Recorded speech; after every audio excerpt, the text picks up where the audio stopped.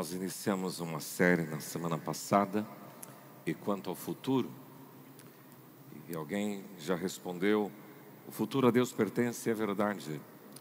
Hoje nós fizemos o sepultamento do João Pedro, filho do pastor Alessandro e da Elisandra, deixando aí o Luiz Paulo e a Janaína.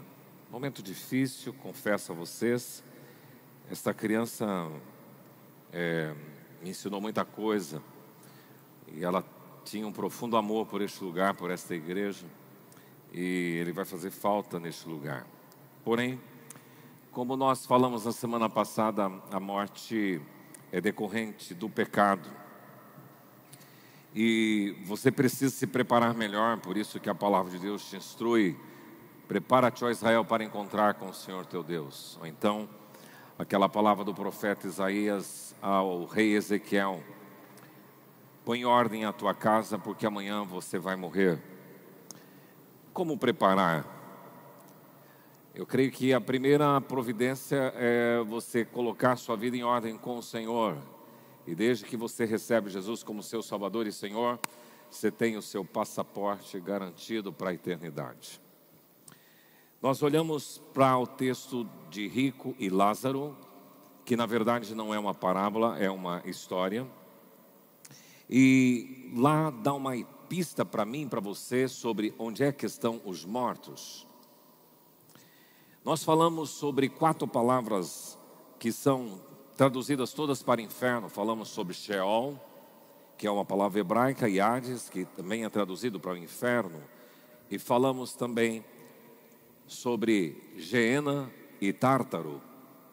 Já não é Geena e Tártaro o inferno provisório. Quando o rico foi para esse lugar de tormento, fala a palavra Hades, que no hebraico é Sheol, abismo, esse lugar. Já Geena e Tártaro são 2 palavras também aplicadas para o lago de fogo, que é descrito no livro de Apocalipse. Mas quem está em Cristo, quando ele parte desta vida, ele já vai para um lugar chamado paraíso, ou seio de Abraão. E lá já é um lugar da presença do Senhor. E os mais estudiosos dizem que ali é um lugar transitório até que haja a ressurreição. E aí nós iremos para o céu definitivo.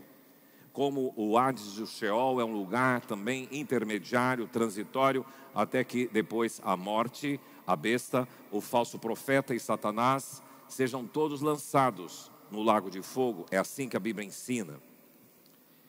Bom, esse tema ele é palpitante, porque quanto ao futuro, nós temos outras coisas para pensar. Eu fui convidado para falar recentemente num editorial do nosso jornal da denominação, representando a diretoria da nossa denominação, com a seguinte temática: a igreja, o novo Israel de Deus. Esse tema ele é intrigante justamente agora no momento em que nós estamos vivendo essa crise no Oriente Médio. E também é um assunto extremamente convertido, porque a grande complicação é até que ponto Israel tem um compromisso de povo de Deus e até que ponto a igreja é o povo de Deus. E esses dois não se encaixam. Como funciona? É esta minha proposta hoje, trabalhar com vocês. Quem é o povo de Deus hoje? Como é que fica o papel da igreja? Como é que fica o papel de Israel como nação? E eu quero pensar com você sobre isso. Quero convidar você a abrir sua Bíblia em Romanos 11, versículos 13 até 24, que Paulo, descrevendo um pouquinho dessa relação igreja e Israel, ou Israel e igreja, ele dá pistas para mim e para você, para ter uma melhor compreensão e você poder também entender o cenário geopolítico e o cenário escatológico. O texto bíblico diz assim: dirijo-me a vós outros que sois gentios, visto pois que eu sou o apóstolo dos gentios, glorifico o meu ministério, para ver se de algum modo posso incitar à emulação os do meu povo, os israelitas, os judeus, e salvar alguns deles. Porque se o fato de terem sido eles rejeitados, os judeus rejeitados, trouxe reconciliação ao mundo, que será o seu restabelecimento, senão vida dentre os mortos? E se forem santas as primícias das massas, igualmente o será a sua totalidade. E se for santa a raiz, também os ramos serão. Se porém alguns dos ramos foram quebrados, e tu, aqui ele está dizendo para os gentios, e tu sendo oliveira brava, foste enxertado no meio deles e te tornaste participante da raiz e da seiva da oliveira, não te glories contra os ramos, porém se te gloriares, sabe que não és tu que sustentas a raiz, mas a raiz a ti. Dirás, pois, alguns ramos foram quebrados para que eu fosse enxertado. Bem, pela sua incredulidade foram quebrados. Tu, porém, mediante a fé estás firme, não te ensoberbeças, mas teme. Porque se Deus não poupou os ramos naturais, os judeus incrédulos também não te poupará. Considerai, pois, a bondade e a severidade de Deus. Para com os que caíram, severidade, mas para contigo, gentio, a bondade de Deus. Se nela permaneceres, de outra sorte também tu serás cortado. Eles também, se não permanecerem na incredulidade, serão enxertados. Está falando aqui dos judeus. Pois Deus é poderoso para os enxertar de novo. Pois se foste cortado da que por natureza era oliveira brava, e contra a natureza enxertada em boa oliveira, quanto mais não serão enxertados na sua própria oliveira aqueles que são ramos naturais. Pai, que o Senhor nos ajude a ter uma compreensão adequada desse assunto importante. Muitos talvez por falta de conhecimento escriturístico não conhece o contexto de Israel e tudo que vive, e como é que foi essa transição Israel-igreja, que de alguma forma nós possamos contribuir nessa noite para trazer lucidez e clareza nesse assunto. É assim que nós oramos em nome de Jesus. Amém.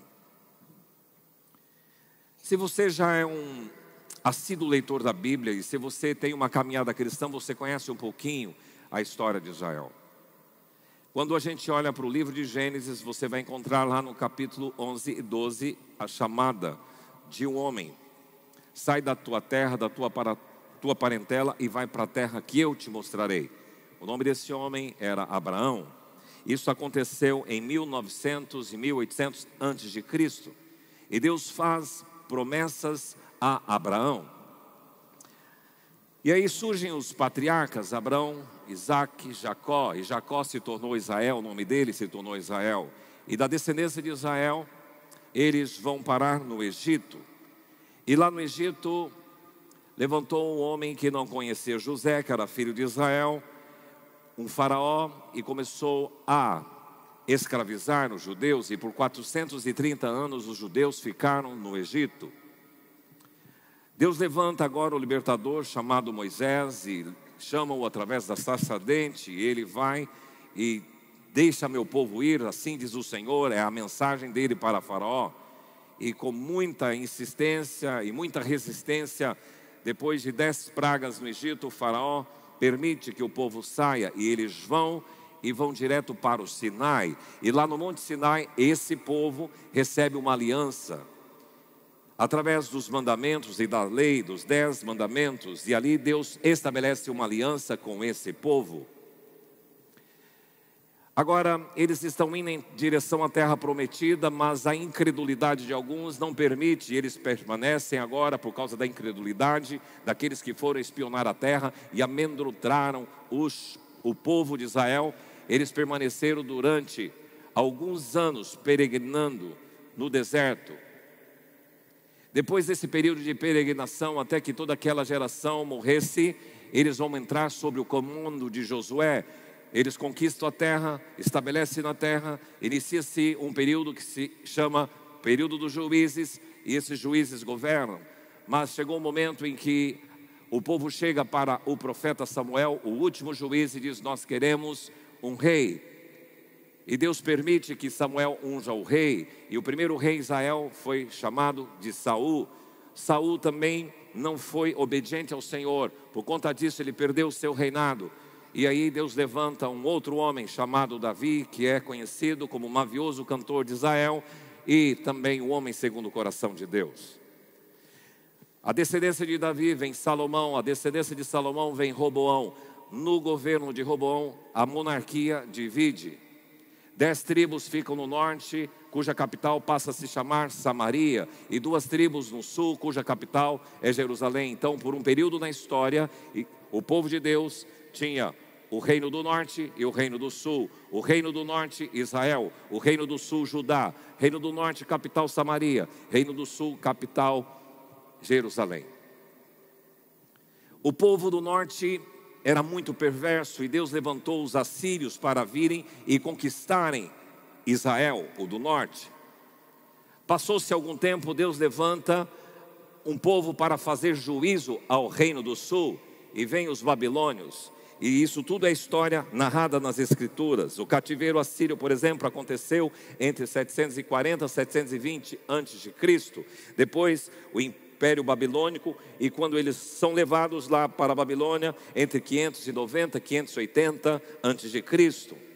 Passam-se 70 anos lá na Babilônia, e Deus levanta um rei pagão, Ciro, que permite que eles retornem para a terra de Israel. E aí Neemias, Esdras, Zorobabel são os líderes conhecidos que retornam com esse povo. Eles reconstroem o muro, reconstroem o templo primeiro, reconstroem o muro e reconstroem Jerusalém. Depois você pode olhar que no período bíblico há um período de silêncio. 400 anos Deus não fala nada. Que quando você folheia de Malaquias para Mateus, que é o primeiro livro do Novo Testamento, são 400 anos sem revelação alguma do Senhor. Mas na história está correndo o Império Romano, porque o Império Romano toma conta da região de Israel, lá na terra onde eles estavam. Isso aconteceu em 63 a.C., até o século IV, Roma governa sobre aquele lugar. Interessante saber que no ano 70 depois de Cristo, Jerusalém é destruída. E depois do Império Romano, temos o Império Bizantino, o Império Árabe, o Império dos Cruzados, o Mameluco, o Otomano e o Britânico. E aí a gente chega no Império Britânico em 1918. Tem 2 palavras importantes que estão sendo mencionadas agora pela mídia. É importante que você grave: antissemitismo e sionismo. O antissemitismo é uma palavra que relata e significa o preconceito e a hostilidade ou discriminação contra os judeus. Tem o seu início no século XIX, esse antissemitismo, um ódio muito cruel aos judeus, uma intolerância, porque esses judeus crescem e prosperam e se levantam contra os judeus. Isso é antissemitismo. E o ápice do antissemitismo é o que aconteceu na Segunda Guerra Mundial, quando o Holocausto, lá pelos alemães nazistas, perseguição escancarada, cruel, 6 milhões de judeus morreram. Antissemitismo. Já o sionismo, que vem de Sião, tem a ver com o retorno do judeu esparramado por todos os continentes do mundo. E eles agora recebem esse chamado e essa convocação para voltar para Sião. Isso é sionismo. Esse movimento também começa no século XIX e defende o retorno dos judeus à terra para a ocupação do território da Palestina e a criação do Estado judeu. E foi assim que aconteceu que em 1948 há a fundação do Estado de Israel pela ONU, no dia 14 de maio. Depois, se você acompanhar uma história de Israel, você vai lembrar de uma guerra chamada Guerra de 6 Dias, em que Egito, Síria e Jordânia, eles são aliançados para derrotar Israel, mas de uma forma miraculosa, Israel vence essa guerra. E há relatos interessantes de que eles estavam quase que sem mais força alguma, quando parece que há uma intervenção sobrenatural, Israel dá uma reviravolta e vence essa guerra contra 3 países. Isso aconteceu em 1967, você pode ouvir sobre isso. Depois, em 1973, a guerra do Yom Kippur, que Israel contra Egito e Síria, uma ação militar que aconteceu no feriado religioso de Israel. Como aconteceu agora o ataque do Hamas, no momento importante do contexto judaico. Em 2005, Israel retira-se de Gaza, que é essa faixa que hoje nós estamos tendo problema, e impõe ali um bloqueio após o movimento islâmico Hamas assumir o controle político de Gaza. e é um grupo terrorista, que quer dizer provoca terror, e está na crença do Hamas: nós queremos destruir Israel. Quem já esteve em algum país do Oriente Médio pode perceber o ambiente e fazer o contraste. É curioso, quando você vai para o Egito, você tem um clima. Eu não sei se você vai conseguir entender isso. Quando você vai para nossa fronteira aqui, parece que aquela região fronteiriça, onde tem muito problema de sangue que é vindicado. Nós sabemos que na nossa fronteira teve muitas mortes. E é interessante que no Velho Testamento, quando tinha uma pessoa que morria no meio entre duas cidades, eles iam lá para que aquele sangue que foi derramado não fosse vindicado, requerido daquela cidade. Então há uma ideia bíblica de que onde há um lugar onde se mata muito, que aquele sangue é reivindicado daquelas pessoas próximas. Isso a gente percebe na fronteira, parece que há um clima diferente ali. E nas regiões onde nós fomos também, quando você entra no Egito, você sente um clima espiritual. E que você entra em Israel, é outro clima espiritual. Já estive na Jordânia, já estive no Egito, já estive em Israel, e são distintas as situações. E como você vai também no Emirados Árabes, você percebe outra situação que eu já mencionei. Por exemplo, para mim, Dubai é hoje o que as pessoas quiseram fazer lá. Vamos levantar uma Babel, uma torre, para que o nosso nome se torne célebre. Esta é a ideia de Dubai. Vamos tornar o nosso nome célebre. Nós queremos ter o hotel mais chique, nós queremos ter o melhor, é esta a ideia que se vende e se passa. Agora, o Estado de Israel é um oásis no Oriente Médio. É um exemplo de civilização. E você anda entre eles e você percebe isso, de democracia, de tolerância, de tecnologia, diplomacia, acordo. E recentemente ia ser feito um acordo com a Arábia Saudita. Isso é tão interessante porque qual país que está em guerra fala assim: olha, vocês tirem os civis deste lugar que nós vamos atacar? Qual país que faz isso? Pois bem, é bem distinto do Irã, cujo regime está na contramão da história, um descaminho, uma violência e radicalismo. Então é esse clima que nós estamos vivendo. Porém, Israel é um dos lugares que mais persegue cristãos. Se um judeu se converte ao cristianismo, ele é alijado da própria comunidade judaica, porque eles não entendem Jesus como Messias. Agora, além desse lado histórico, eu queria situar vocês em termos geográficos, porque a terra de Israel é a Bíblia em 3D. Fazer uma incursão para o Egito, para Israel, para a Jordânia, aquela região, você dá um mergulho histórico, você dá um mergulho geográfico, é uma viagem no túnel do tempo, e faz muita diferença você conhecer a cultura, você conhecer a língua, a geografia e a história, e entender o relevo. Esse lugar fica no norte de Israel. Banias é perto, no sopé do Monte Hermon. O Monte Hermon tem gelo, e o degelo do Monte Hermon forma esse rio Banias, que desce e vai desembocar no Mar da Galileia. E você tem aí esta visão do lugar onde Jesus teve as bem-aventuranças, Mateus 5, 6 e 7. E uma visão mais ampla do Mar da Galileia, onde o ministério do Senhor Jesus alcança muito popularidade, que é na província da Galileia. E aqui você vê o Mar da Galileia, que não é um mar salgado, é um grande lago, água doce, mas é por causa das grandes ondas, porque são cercados de montanha. Quando vem vento, formam ondas grandes. Esse mar desemboca aqui no Rio Jordão, que atravessa Israel inteirinho, o Rio Jordão, e vai cair depois lá no Mar Morto, 400 metros abaixo do nível de mar, 430 precisamente. Aí é o tamanho do Rio Jordão que você pode conhecer. Vai desembocar no Mar Salgado, alta salinidade. Você realmente flutua porque tem muito sal, e se você permitir que o sal entre nos seus olhos ou nos seus lábios, você vai sentir um desconforto horrível. Mas você pode continuar indo para agora a região oeste. Você vai encontrar oeste do Rio Jordão, aqui o deserto da Judéia. Essa é a cor E aqui está a cidade de Jerusalém, você tem aí o vale, e lá na frente tem esse domo da rocha, essa cúpula dourada, que é onde fica a mesquita Aqsa, que é muçulmano. Bem do lado aí, essa torre é a mesquita, lugar sagrado para os muçulmanos.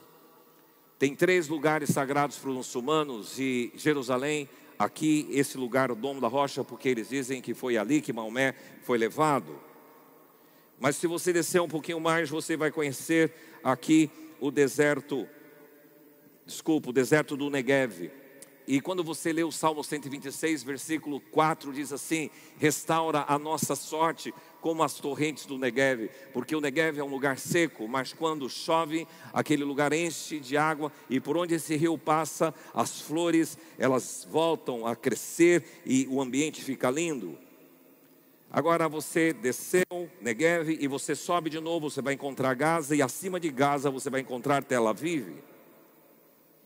E essa cidade é uma cidade de menos de 50 anos, mas uma cidade muito pujante, uma cidade grande. E aqui tem um porto famoso, o porto de Jope, que foi onde Jonas pegou o navio para Tarsis, fugindo da presença do Senhor. Quando você sobe um pouquinho mais, você encontra essa Cesareia de Filipe. Aqui você está em Jope e aqui você está em Cesareia Marítima, que é um lugar onde Herodes construiu um lugar bonito. E aqui foi onde Pedro e Paulo ficaram presos antes de terem sido levados, Paulo para Roma. Então você mergulha neste lugar. Esse vale chamado Vale de Meguido, Vale do Armagedon, é um lugar onde tem uma profecia sobre muitas nações que virão contra Israel, está nas Escrituras. Então, poder conhecer, e eu não sei se você vai poder conhecer depois de todo esse incidente do Hamas tão cedo, Jerusalém, Israel e toda aquela geografia. Creio que agora vai demorar um pouquinho para voltar a calmaria naquele lugar. Agora, você não vai encontrar lá Abraão, José, Moisés, Davi, Salomão, Elias, Herodes, Pedro ou qualquer outro personagem da Bíblia. Mas você vai encontrar muitos vestígios arqueológicos que te remeterão a eles. E se você for para Israel com o intuito de encontrar o povo de Deus, conforme você conhece pelas Escrituras Sagradas, você vai se decepcionar. Por quê? Você vai encontrar muita religiosidade. Todas as vezes que eu fui para Israel, no Shabat, que é o início do sábado deles, na sexta-feira à tardezinha, eles vão para o Muro das Lamentações, e muitas sinagogas se reúnem de frente para o muro, e tem uma mesa com cadeiras, e eles se reúnem ali para cantar, para celebrar. Vêm os militares, vêm os soldados com metralhadoras, eles entram ali e cantam normal, uma vida normal. Mas nesta vez achei interessante porque havia um rabino preparando a sua mesa, tudo bonitinho, as suas cadeiras, e esse rabino daqui implicou. Então naquele momento preparatório para um culto, para um momento de devoção, havia uma crise instalada, a religiosidade prevalecendo mais do que a graça, do que o amor e da misericórdia. E aí então você percebe aquela crítica de Jesus, por que vocês são assim, tão legalistas? Por que vocês são hipócritas no comportamento religioso? O que é mais importante, a relação ou a briga por um lugar para quem vai fazer oração melhor que o outro? Há muito comércio em torno da fé, que esse comércio é nutrido e alimentado pelos turistas ávidos e extasiados. E ao mesmo tempo, você vai farejar uma incredulidade no ar e ceticismo em muitas pessoas que ali residem. Sem pensar em algumas tensões por conta de alguns lugares que só tem ocupação palestina. Agora, uma coisa curiosa para você refletir: quando o Hamas atacou um grupo de jovens que eles diziam que estavam cantando músicas de paz. Que tipo de festa que era? Rave. A palavra rave significa delírio. E para os judeus mais ortodoxos é muito complicado esse tipo de festa, porque elas não agradam os conservadores, essas festas, nem os ortodoxos, pois o comportamento na festa liberal é comum. O uso de drogas, o consumo de álcool, dentre outras permissividades, estão no entorno desta festa. Tel Aviv é uma das cidades mais badaladas de Israel e foi premiada com o melhor lugar de turismo gay do planeta. Então aquele povo de Deus, será que é esse povo que nós encontramos lá hoje? Como entender, como discernir? E quanto ao futuro, o verdadeiro Israel de Deus, quando você pega as escrituras sagradas e você vê em todo o Velho Testamento contando a história de um povo, e agora entra Jesus na história e tem uma transição para o cristianismo. E essa transição foi muito delicada. Por exemplo, vocês sabem que Pedro era um judeu de carteirinha, e ele praticava todos os ritos judaicos, e ele era muito zeloso com a questão judaica. E quando ele se encontra com Jesus, algumas coisas são mudadas, mas não totalmente, a ponto que quando da conversão de Saulo, que depois passou a ser chamado Paulo, que também era judeu e era cidadão romano, esse Paulo tem um chamado específico para ser apóstolo dos gentios, porque o mundo era dividido entre judeus e gentios. Todos os que não eram judeus eram gentios. Pedro se entende apóstolo dos judeus e Paulo dos gentios, a ponto de ter uma crise e um conflito de Paulo e Pedro sobre esse assunto. Se você ler a carta de Paulo à igreja da Galácia, a igreja aos Gálatas, a carta aos Gálatas, você percebe uma tendência dentro do cristianismo de práticas judaizantes. Então Paulo chama a atenção de Pedro: olha, eu não preciso já como cristão me circuncidar como o judeu precisa. Será que eu preciso guardar a lei como o judeu guarda? Nós estamos na graça, nós estamos debaixo da graça e não da lei. Então é esse o enredo e o panorama bíblico. E Paulo, nesta carta aos Romanos, ele tenta elucidar, ele tenta explicar essa relação Israel e igreja, como que eu tenho que me comportar. E ele traz a parábola da oliveira, e é esta parábola que nós vamos pensar. Eu quero então, para ajudar na sua compreensão, tratar de 4 coisas sobre o verdadeiro Israel de Deus. Primeiro, a descendência de Abraão. Olha o que diz esse texto bíblico: os da fé é que são filhos de Abraão. Esse versículo de Gálatas 3:29, e se você é de Cristo, você também é descendente de Abraão e herdeiro segundo a promessa. Paulo está defendendo o seguinte: que a aliança que Deus fez com Abraão não é a mesma aliança que Deus fez com Israel no Sinai. E nós somos descendentes de Abraão. Então, se você recebeu a Jesus Cristo como seu Salvador e Senhor, você faz parte dessa descendência de Abraão. A promessa de Deus para Abraão foi: de ti, Abraão, farei uma grande nação e te abençoarei e te engrandecerei o nome. Se tu uma bênção, abençoarei os que te abençoarem, amaldiçoarei os que te amaldiçoarem, e em ti serão benditas todas as famílias da terra. Portanto, os da fé, sejam judeus, sejam gentios, convertidos, estes são os verdadeiros filhos de Abraão, o legítimo Israel de Deus. Então esse remanescente, que são judeus convertidos e cristãos convertidos, esses são a descendência de Abraão. Os crentes em Cristo são considerados justos pela fé, da mesma forma que Abraão era. E se você está em Cristo, então você é participante da bênção do Senhor. Os crentes se tornam descendentes espirituais de Abraão. Eles não se tornam judeus físicos, mas podem desfrutar dos privilégios da bênção e da aliança de Deus com Abraão. Então a igreja é descendência de Abraão. A segunda coisa é a esperança no Messias. Nessa transição do judaísmo para o cristianismo, essa transição foi muito delicada e difícil de digerir para algumas pessoas que haviam sido formadas no judaísmo. Isso é normal. Por exemplo, a Neia, ela teve uma formação adventista, e quando ela acompanhou o seu esposo, e essa era uma combinação antes de casarmos, que ela está junto, mas para ela digerir algumas coisas que desde a infância foi incutida na mente dela, não é fácil. É similar ao que o judeu agora com Cristo no caminho teve dificuldade de entender. Mas é importante que você saiba que Jesus era judeu, ele seguiu todos os ritos, ele fez o bar mitzvah, que é o filho da lei. Ele foi ao templo, participou das festas. Você percebe que o evangelista Lucas narra quando Jesus foi esquecido no templo, quando eles foram adorar lá em Jerusalém. Jesus frequentava a sinagoga, foi na sinagoga que ele leu o livro do profeta Isaías. E os discípulos também de Jesus eram judeus. A base da igreja de Jerusalém era também composta de judeus. E há um compromisso de evangelização, primeiro para o judeu, depois do grego, depois do gentio. Isto Paulo tinha incutido. Então, o remanescente, é importante destacar que nem todos os israelitas da nação judaica, no sentido étnico e biológico falando, são povo de Deus. O verdadeiro Israel de Deus tem a ver com estes que aguardam e creem no Messias.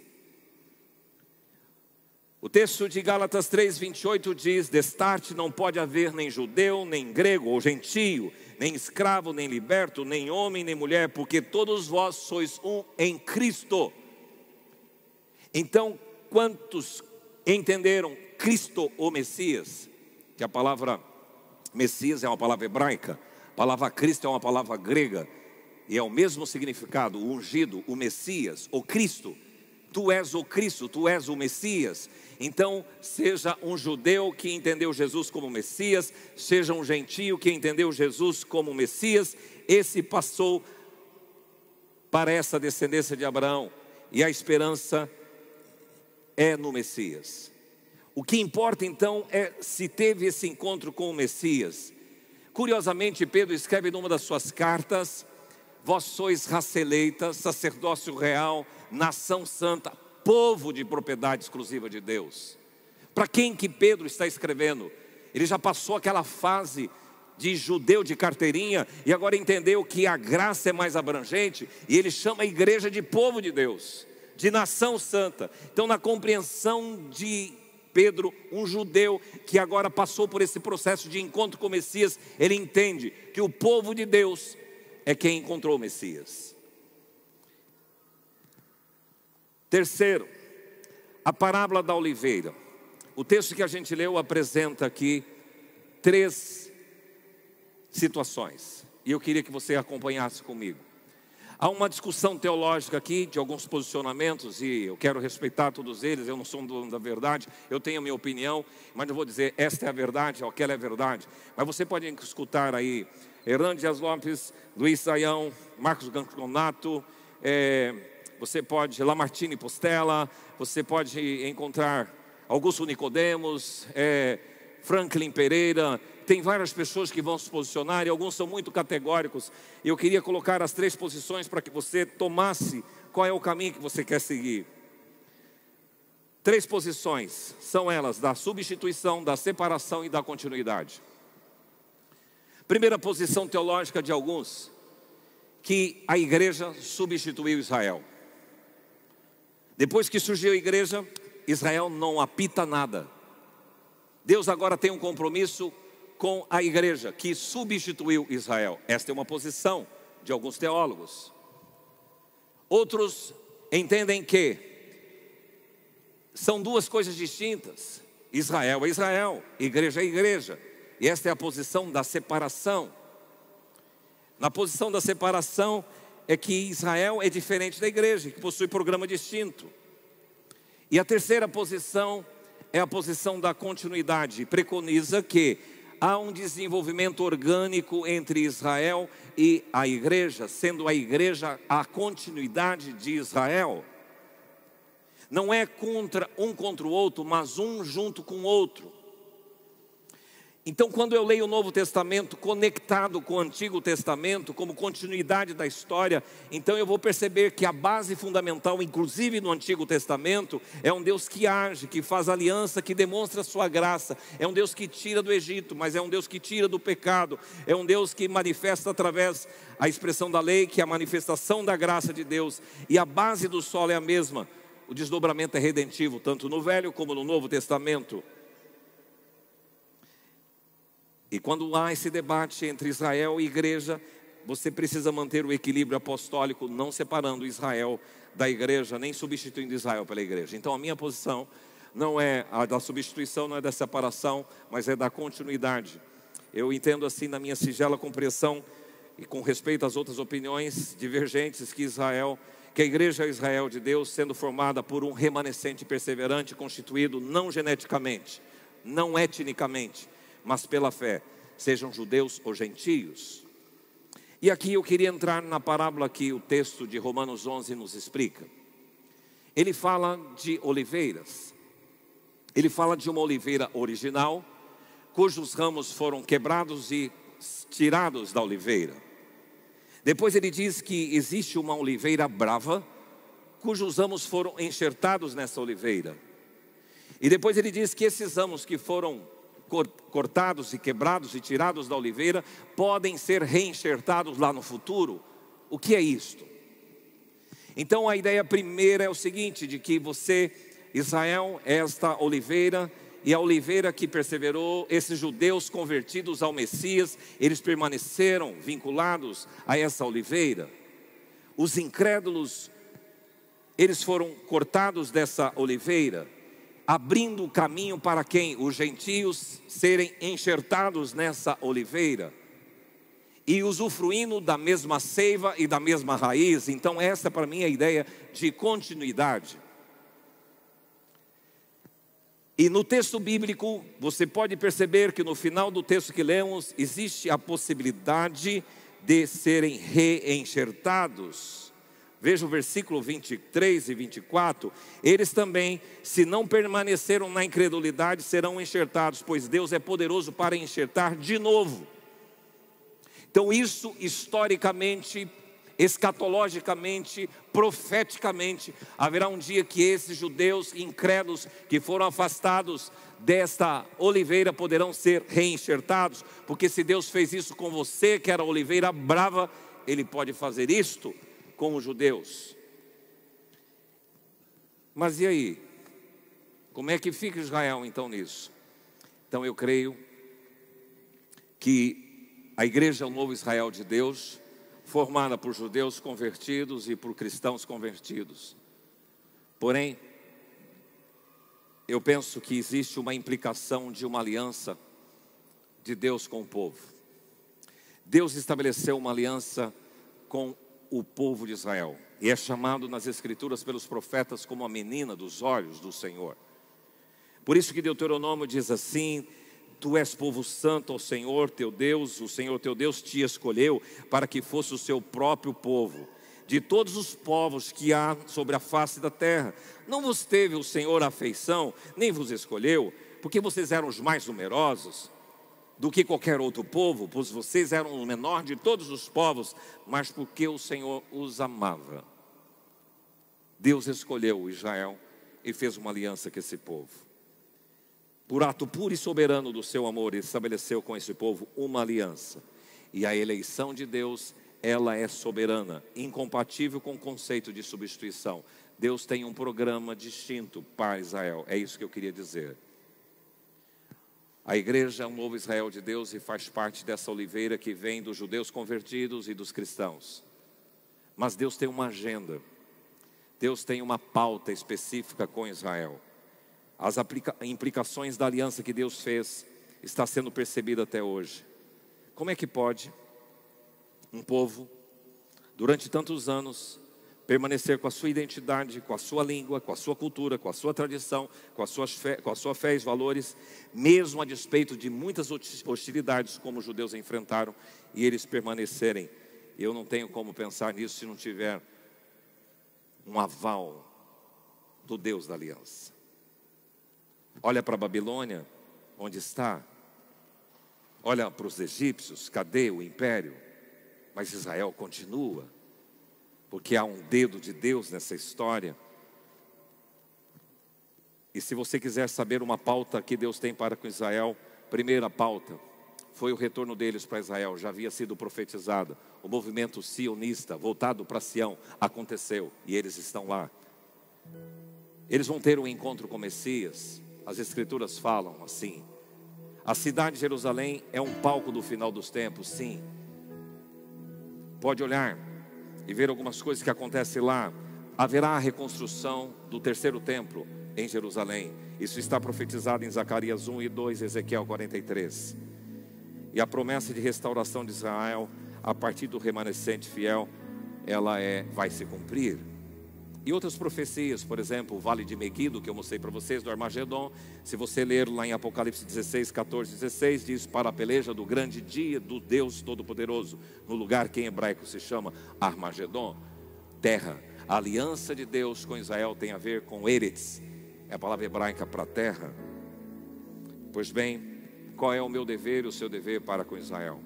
Algumas orientações. Primeiro, é competência nossa cristã, como novo Israel de Deus, posicionar de forma muito grata a Deus pelos judeus, reconhecendo com humildade que a salvação vem dos judeus. O nosso Salvador é judeu, nasceu como judeu. A nossa Bíblia e a nossa raiz, elas são judaicas. A igreja primitiva foi formada por judeus, basicamente. Então, por causa da minha consciência cristã, como eu tenho que me posicionar?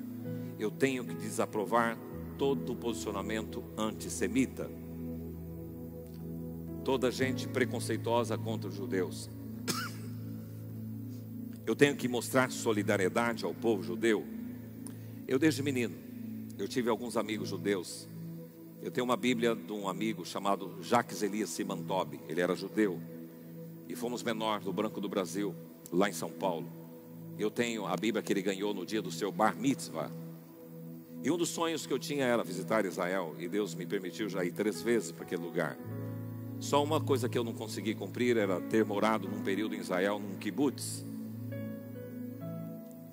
É importante você discernir Israel dentro desse cenário escatológico. Então não ignore. Vai ter alguns pregadores que vão dizer isso, mas estude melhor as escrituras. Você vai perceber que existe um cenário escatológico que Israel está inserido. A Bíblia te orienta: ore pela paz de Jerusalém e demonstre amor por Israel, assumindo o compromisso de anunciar-lhes a Cristo, o Messias, o ungido. Às vezes, como igreja, nós não temos cumprido essa lição de casa. Há lugar para Israel dentro dos propósitos divinos. Se coloque em pé, por favor. Muitos judeus têm reconhecido o Messias, e não só judeus, muçulmanos. Escutei recentemente um pastor que congrega vários pastores de vários lugares do mundo, de mega igrejas. Pastor Valdir Reis, que esteve esses dias aqui, pregou numa das últimas terças-feiras. Eles vão para alguns lugares para escutar testemunhos de gente que Jesus se manifestou a muçulmanos em sonhos e visões, e eles estão se convertendo a Jesus. Judeus também, o Messias. Não sei se você vai ter a experiência de visitar Israel um dia, mas é a Bíblia em 3D. Mas eu queria que você entendesse que o verdadeiro Israel de Deus é esta oliveira que foi plantada. Alguns ramos foram quebrados por causa da incredulidade, mas você era a oliveira brava, você foi enxertado. E lá na frente pode ser que esses ramos que foram cortados sejam reenxertados. Isso é a autonomia de Deus. Quem é o Israel de Deus? É a igreja, composta de judeus convertidos, de cristãos convertidos. Pressupõe que cristãos já sejam convertidos. E Deus tem um programa específico para este povo. Esta canção, ela fala dos nomes de Deus em hebraico. E eu queria que falasse sobre o Deus de Israel, que é o nosso Deus, é o Deus a quem servimos. Vamos louvar ao Senhor com esta canção.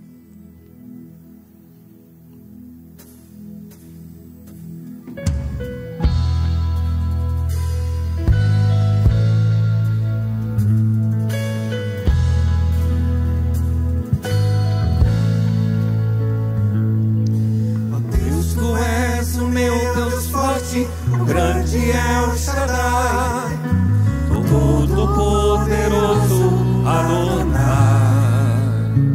Teu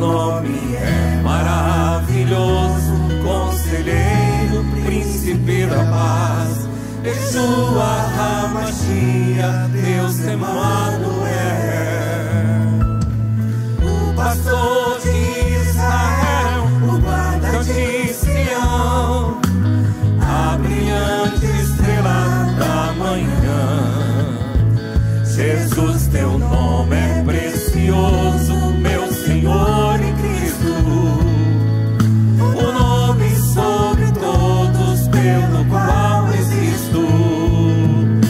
Tirei o Deus da minha provisão. Shalom, o Senhor é a minha paz. Shabá, Deus presente sempre está. É o Eleon, outro igual não há. Jeová Rafa, meu Senhor, que cura toda dor. Dizekenu Yahvé, minha justiça é. Elohim, Elohim, Deus, no controle está, meu Deus.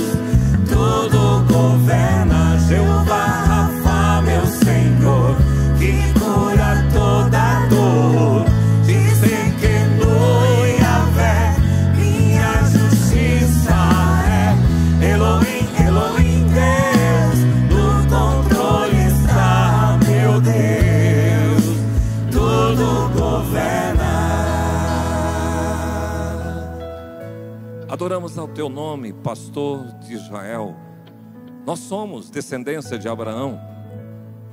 Nós cremos no Messias. E o teu Israel é o povo que crê no Messias. Mas também, Senhor, entendemos que a revelação bíblica demonstra que tu tens uma aliança com o povo. E tem muitas promessas que irão se cumprir nesta aliança já declarada. Por isso, ó Pai, com muita humildade, nós aqui queremos orar pelos judeus para que eles encontrem o Messias. Queremos pedir que o Senhor levante gentios para falar do amor, da graça, falar do Messias para os judeus. Que possamos assumir esse compromisso de orar pela paz de Jerusalém, pela paz em Gaza, pela paz em Israel, pela paz na Ucrânia, pela paz na Rússia. Usa o teu povo, que esta oliveira que é nutrida pela raiz e pela seiva possa manifestar a graça, que sejamos bênção para todas as nações. Usa a tua igreja, usa o teu povo. Nós pedimos assim em nome de Jesus. Amém. Podemos assentar.